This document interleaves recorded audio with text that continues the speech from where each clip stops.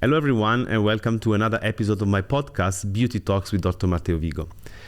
Today, because we're in the month of October and we all know it's Breast Cancer Awareness Month, I'm very happy to welcome my first guest to this podcast, Dr. Haddad. Welcome. Thank you so much, Dr. Matteo, for having me. It's a real pleasure for me. We were colleagues before. We were working in the same facility a few years ago, and we had a lot of patient exchange back and forth. Now she moved in another facility. She works in American hospital at the moment. And give a little bit introduction about yourself. Sure, yeah. So, my name is Dr. Haddad. I'm American board certified radiologist, and I have subspecialty training in breast and oncologic imaging.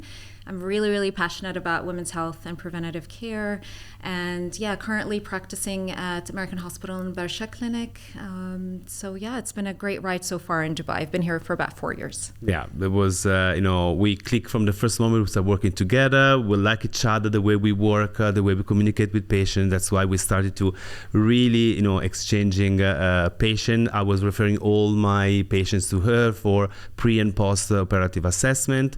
And of course, she was saying, seeing patient that needed some of my help, she was sending to me. So we still work, even if we are not in the same facility anymore, we still work in this referral scheme because it's very important when you have somebody you trust in your field, you need to continue to, pamper this relationship. I appreciate that. So let's dig into the topic today. So we are in the Breast Cancer Awareness Month, and what are the advices that you can give to the patients? What is the protocol that usually you suggest to the patient to have early screening for cancer detection? Absolutely. So, October is what we know as Pinktober, which is Breast Cancer Awareness Month. Yeah. But really, breast awareness needs to be a year-long experience. But the good thing about October, it really highlights some of the issues and concerns about breast cancer. And one of the statistics that's really frequently shared is 1 in 8 women will develop breast cancer over their lifetime, right? So that's a huge global problem.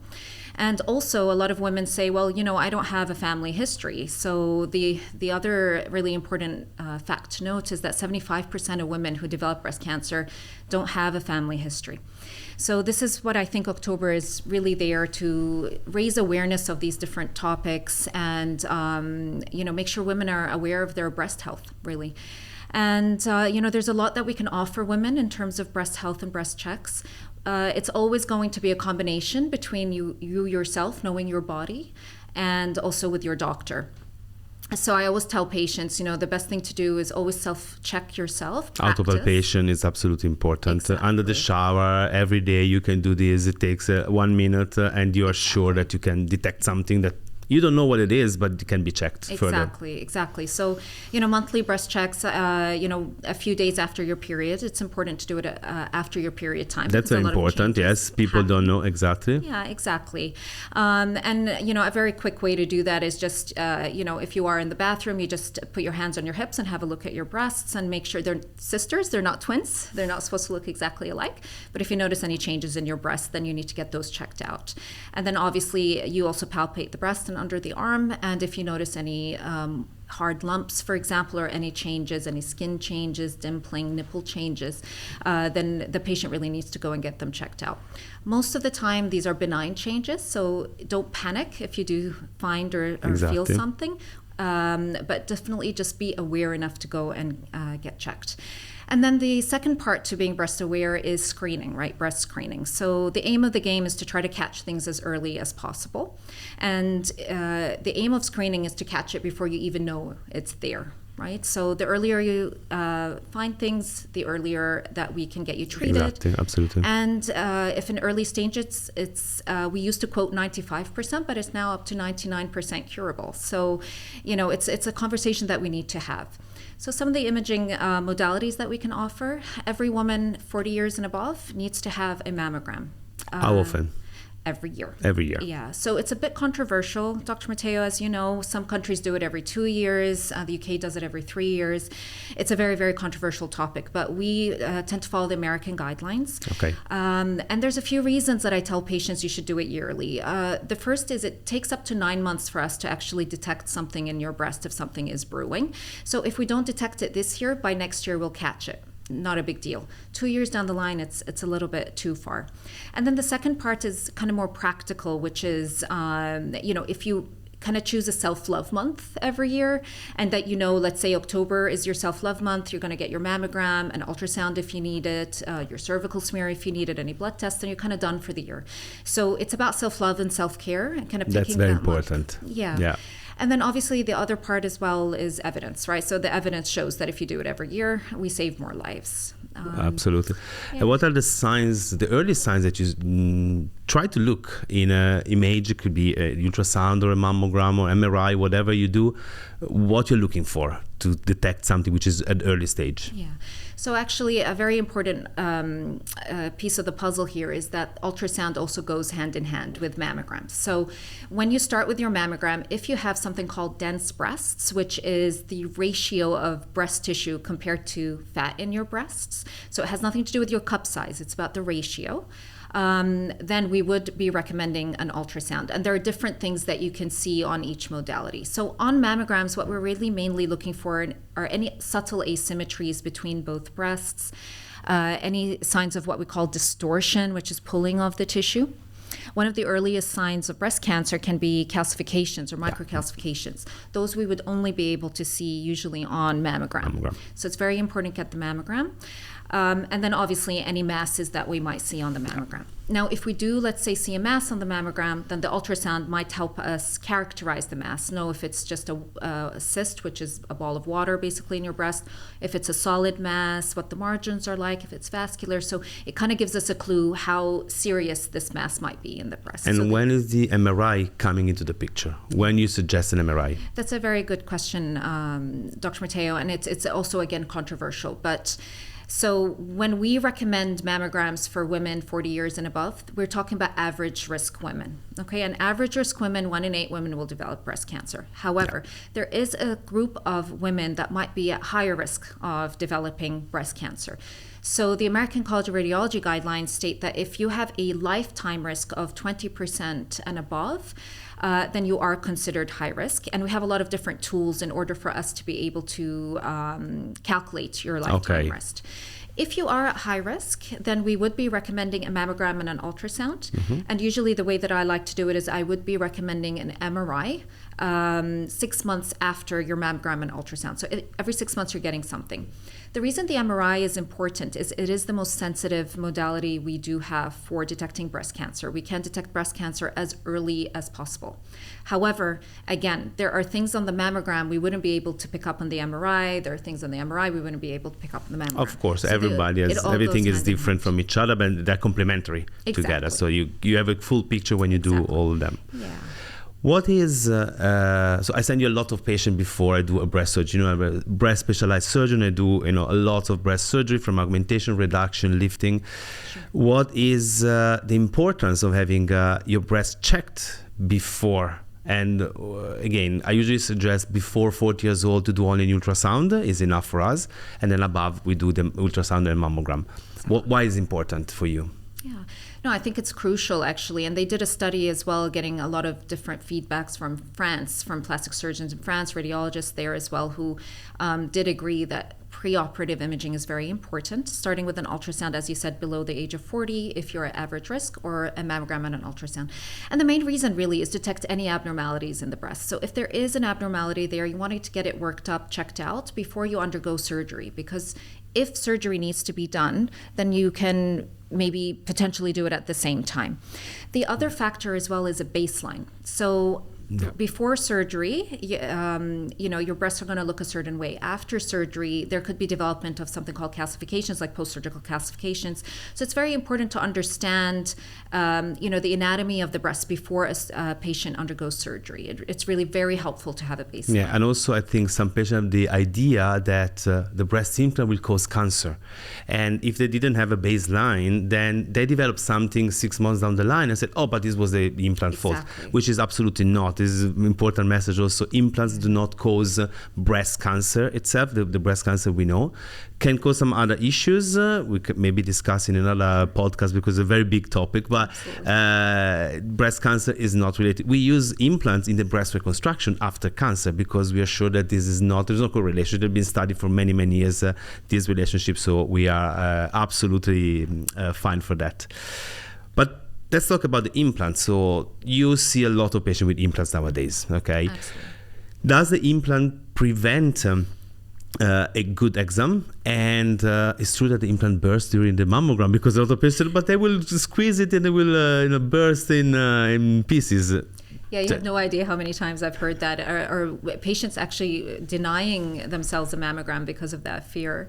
But obviously, again, it just takes a little bit of education, right? So to address the first part of your question, implants may slightly limit our mammographic interpretation.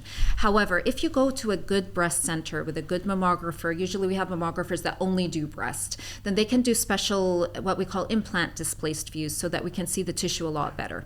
And then complementing the mammogram with an ultrasound, I think, is very important. If you have implants, it allows us to go all the way around the implant and check the entirety of your breast to make sure that we're not missing anything, and also under the arm area. And in terms of the implant bursting, absolutely not. I've never seen it in my career. And usually, if it does ever happen, so actually the American College of Radiology did a study on this. There was just a handful of noted cases. And the reason was that the implant integrity was already minimized. So the implant was already damaged or broken. And so during the mammogram, it just became more obvious. So there's absolutely no evidence to show that a mammogram can burst implants. Okay, but that's a very important message for our patients, that if you have a breast implant, go and be checked, and nothing's going to happen to you. Okay, exactly. And it's much more important the prevention and the early detection rather than the fear of having something happen to. Exactly. But let's talking about ruptured implant. We know this is a very rare but possible complication of a breast implant surgery. We have seen some, suspicious or broken implant together on our patients. What are the best tools to acknowledge that an implant is broken? What are the signs that you see? And what's the sign, maybe I can answer that, but that the patient sees on herself when the implant is broken? Sure. So, as you know, Dr. Matteo, there are two types of implants, right? There's a saline implant and a silicone. So the nice thing with saline is if they do rupture or break, you know immediately because the implant just completely deflates. Yeah. The trickier part is with the silicone implants. So there's a few signs. So if you notice any obvious deformity in your breast, any change in the shape of your breast, that can be a clue. On mammography, we may be able to also see a deformity, but not always. And then also on ultrasound, there's certain signs that you might see, like something called the stepladder effect, for example, that might give you a clue that the covering of the implant is broken. But unfortunately, a lot of the time with silicone implants are quite subtle. So we might not even know that they're obviously ruptured. And the definitive modality to use would be an MRI. And MRI would be a final examination in order to see if a silicone implant is broken. It is broken, yeah. And even consider that MRI is a very powerful tool, but cannot be precise 1,000,000%. So I had, not with Dr. Dana, with other radiologists, patients sent to me saying that the implant is broken.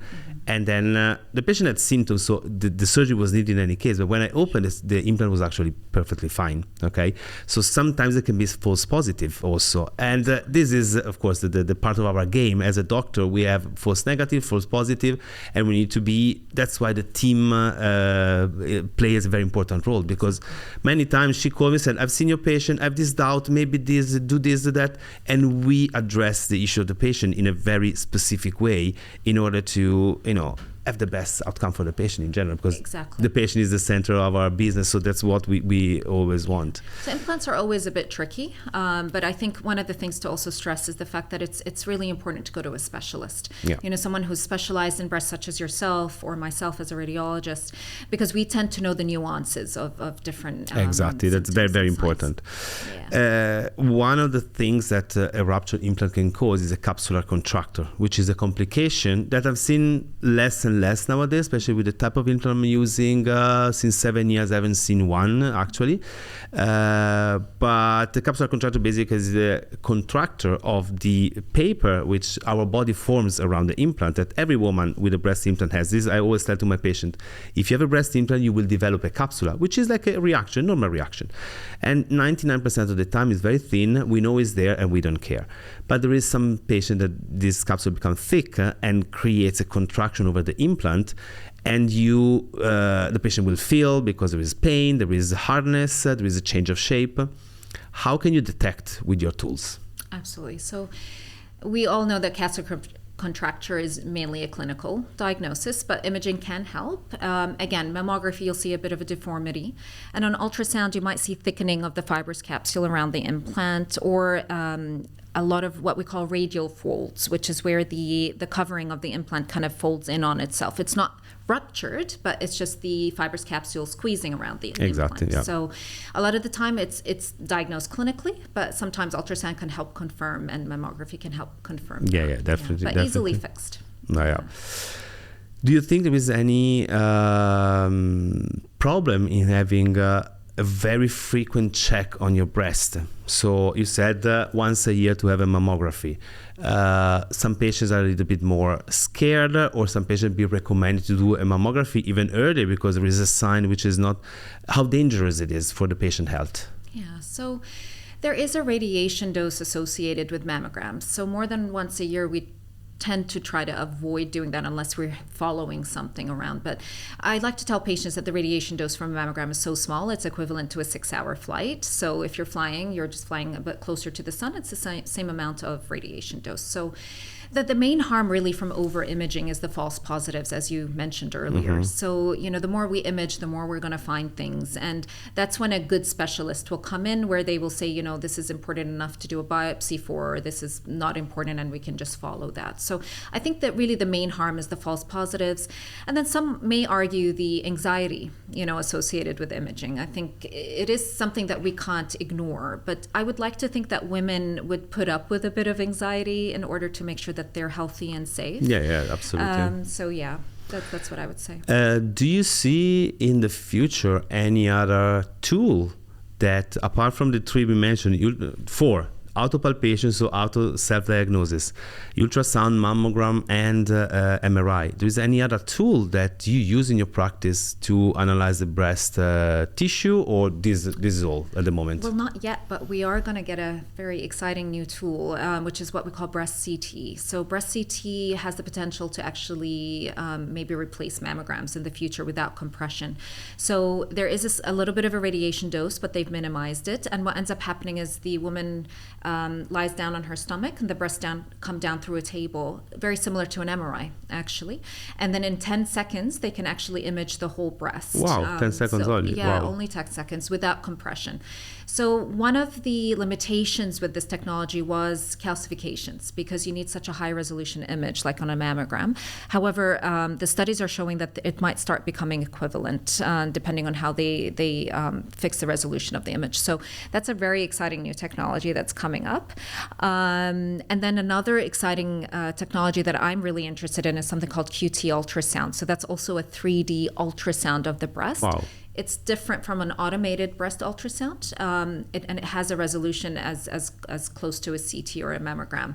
So it's not for calcifications, but for detecting masses and distortion in the breast. So we're quite excited to see where that goes. Yeah, I'm excited too, because in our field there is always new things coming up on the way, and we need to follow these technologies, because we need to be up to date all the time. Absolutely. We need to go to conferences, because you see maybe doctors, they're doing their job in the office, in the clinic, in the surgical theater. We have a lot of back office studies. We read articles, we go to conferences, we train ourselves to be better, because again, it's such an evolving topic in general, healthcare, that we need to be really updated.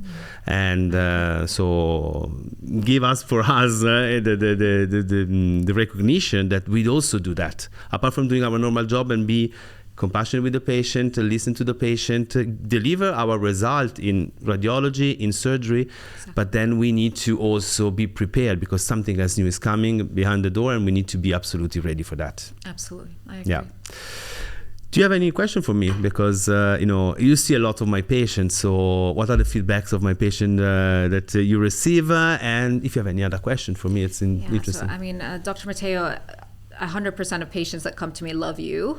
Obviously we can see why. Firstly, you're a very handsome man, but also your work is amazing.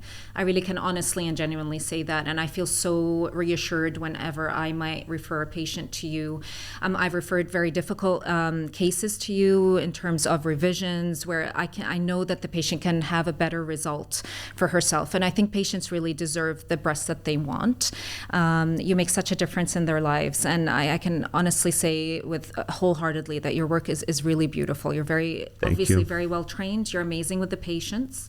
They're all very, very happy when they see you. So it's very nice for me because when we do refer each other patients, it's a no-brainer. Exactly. But I actually had a question for you about, you were asking me about new technology in terms of imaging, but I wanted to ask you about this new technology that I heard about, which was Mia Femtech. I actually really don't know much about it, and I'd really love to hear more.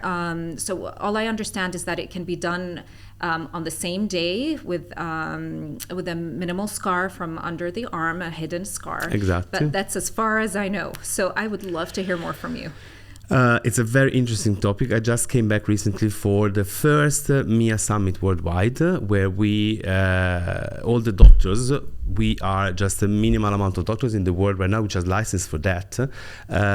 We gathered together to, share our knowledge. It's still in a learning curve, but has already a huge potential. So basically, the idea is to have the first biocompatible injectable implant, which is done through the armpit, as you said, in a 2 centimeter scar under local anesthesia with a little bit of sedation. The whole experience for the patient is 90 minutes. The patient comes in the clinic. I will go there, draw the patient for the referral points on the breast. They come in the theater. We put a little bit of local anesthesia, some sedation to make the patient relax. And the actual technique for me after the anesthesia takes place is 7 minutes. In 7 minutes, I'm able to create the tunnel under the breast. There is no tissue disruption. So also for you, when you will see the patient in the future, there is no calcification because I just enter in the plane between the muscle, the fascia of the muscle and the gland, which is an anatomical plane. I don't touch the gland.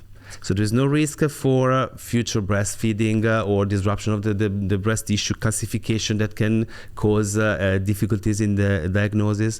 And with a special gun, I basically inject a small implant, but the implant has been designed to be a diamond shape. So the projection of the implant gives actually the effect of bigger implant.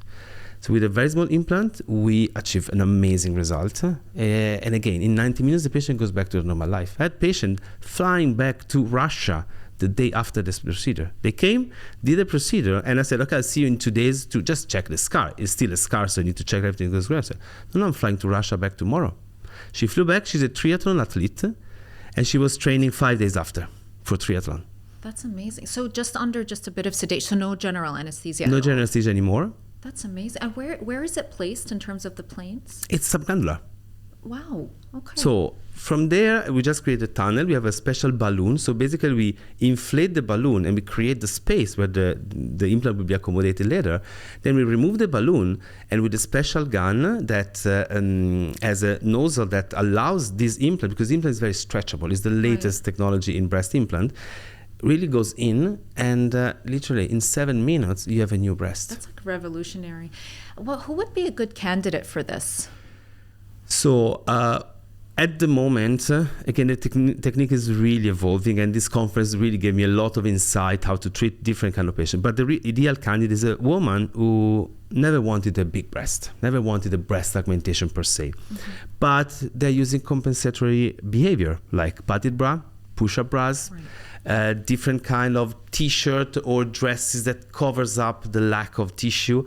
Patient who had breastfed the kids and they have the emptiness in the upper pole, but they don't want lifting, they don't want a big augmentation, just want the breast as before the pregnancy.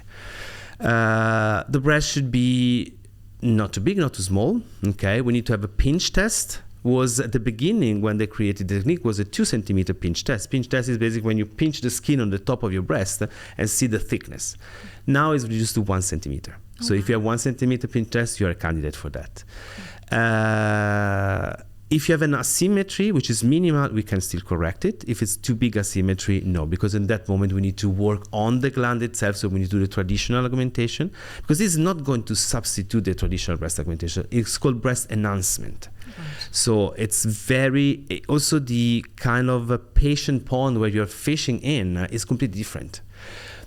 Because there are a lot of women that are scared to do a general surgery, general anesthesia. There are a lot of women that are scared to have the balloon effect, the fake effect.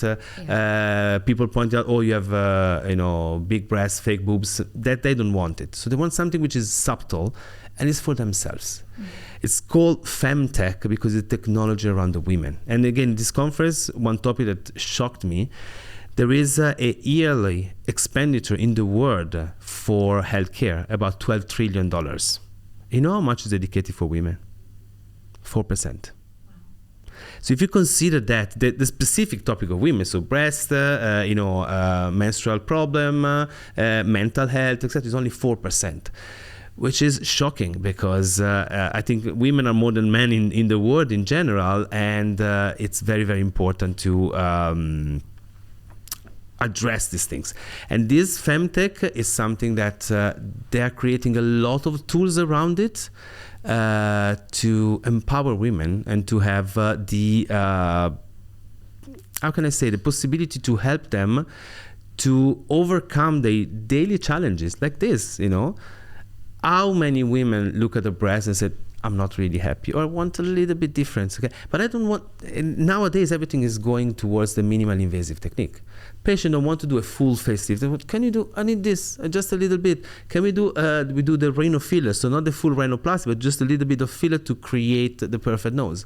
Because the lifestyle of everybody is very busy. People want to go back to their life, etc. Exactly. And this technology is absolutely, I'm so invested in that. I'm going to have a podcast soon about Mia Femtech completely. I have some other videos on my YouTube channel, but the podcast will be dedicated to that with direct question and answer. So we'll explain about that.